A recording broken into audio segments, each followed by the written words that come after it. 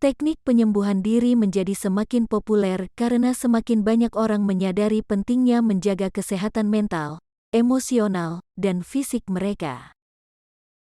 Manusia tidak bisa secara penuh menentukan perasaan suasana hatinya. Jadi kita tidak bisa setiap saat kita selalu riang gembira. Rasa sedih, kesal, senang, takut, rindu, semuanya merupakan sifat manusiawi yang diberikan Tuhan. Self-healing merupakan proses pemulihan melibatkan kekuatan yang tumbuh dari diri sendiri untuk bangkit dari permasalahan psikologisnya. Beberapa bentuk self-healing yang bisa dilakukan adalah beribadah, relaksasi, positive self-talk, dan menulis. Selain itu, perlu diimbangi keyakinan kepada Allah kalau segala yang saat ini kita alami merupakan takdir yang terbaik. Solusi dari permasalahan emosi yang saat ini kita rasakan, dan dari keimanan itulah yang nantinya dapat menghadirkan ketenangan jiwa. Pentingnya mengenali faktor-faktor yang membuat seorang bisa terluka secara psikologis, seperti ekspektasi, perkataan, dan perlakuan dari orang lain. Ada pula yang disebabkan oleh kehilangan, kegagalan, perilaku diri sendiri, dan lain-lain.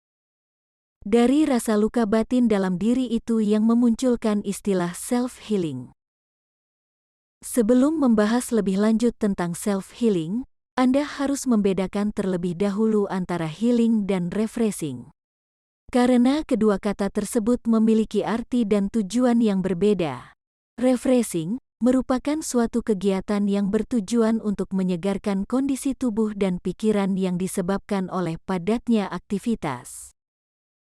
Sedangkan healing merupakan suatu proses penyembuhan dari emosi dan pikiran negatif.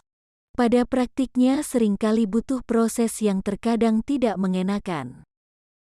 Tujuannya agar diri kita merasa kembali utuh sebagai pribadi. Dalam video ini, kami akan membahas 6 tanda yang mungkin menunjukkan bahwa Anda memerlukan penyembuhan diri sendiri dan memberikan beberapa tips tentang cara memulainya. 1. Sulit menemukan tujuan atau makna. Tanda pertama bahwa Anda mungkin membutuhkan penyembuhan diri adalah ketika Anda merasa hidup Anda tidak memiliki tujuan atau makna. Ketika sesuatu di luar kendali Anda menyebabkan Anda stres, akan sulit menemukan cara untuk memperbaiki situasi. Kurangnya keberadaan yang bermakna dapat menyebabkan depresi dan kecemasan. Yang keduanya merupakan masalah kesehatan mental yang umum di masyarakat kita saat ini.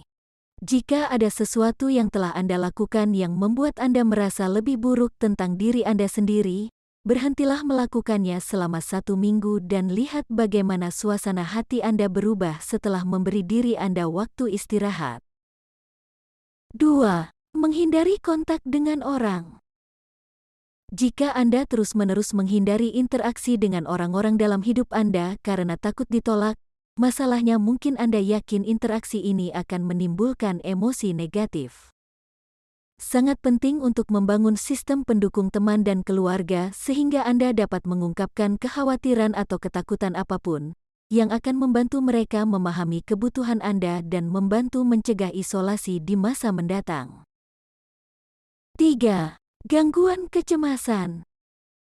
Ketika gangguan kecemasan menyebabkan tekanan yang signifikan dalam kehidupan seseorang, akan sulit untuk mengatasi penyebabnya karena orang berfokus pada penghindaran daripada mengatasi penyebabnya.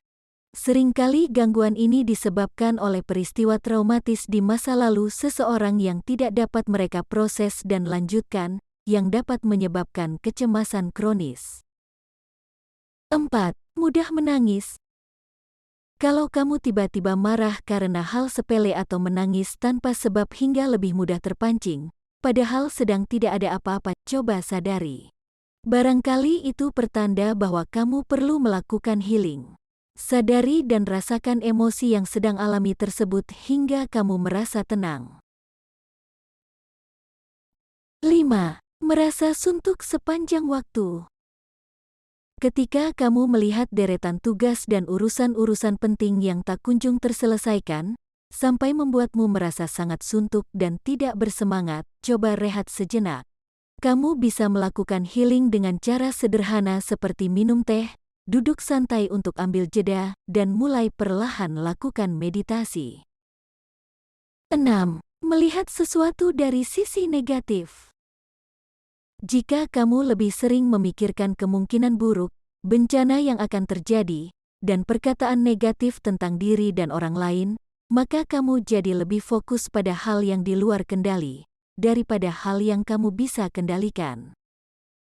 Untuk itu, cara self-healing yang bisa kamu coba lakukan yaitu dengan mendekatkan diri kepada Allah dengan beribadah. Meditasi. Berdialog bersama diri sendiri. Perenungan terhadap diri. Memaafkan diri sendiri. Sugesti diri untuk melawan pikiran negatif. Carilah bantuan profesional seperti psikolog atau psikiater. Itulah beberapa tanda bahwa kamu butuh self-healing. Semoga bermanfaat.